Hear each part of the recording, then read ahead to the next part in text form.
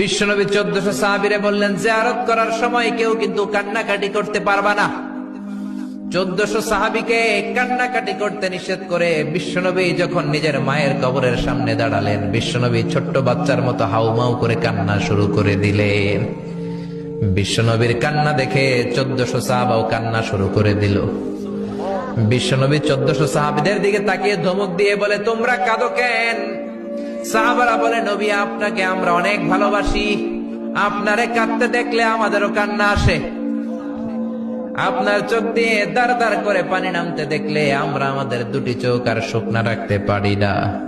বিশ্বনবী বললেন, আদ্রাকাতনি রাহমাতুহা ফাবাকাইতু। আমার ছোটবেলার স্মৃতি মনে পড়েছে, আমার মা যে আমারে আদর করেছে ওই স্মৃতিগুলো আমার মনে পড়েছে। আমার মা আমেনা আমারে জাইতুনের তেল মালিশ করে দিত গায়ে, আমার মা আমেনা আমারে জামা পরিয়ে দিত, কোলে নিত, আদর করত, চুমু খেত। ওই স্মৃতিগুলো আমার মনে পড়েছে, তাই আমি কাঁদি, তোমরা কাঁদো কেন? বিশ্বনবী মায়ের আদর পায় নাই, কিন্তু মায়ের কবরের সামনে দাঁড়িয়ে ছোট্ট বাচ্চার মতো কেঁদেছে। এজন্য মায়ের দোয়ার দরকার আছে না নাই?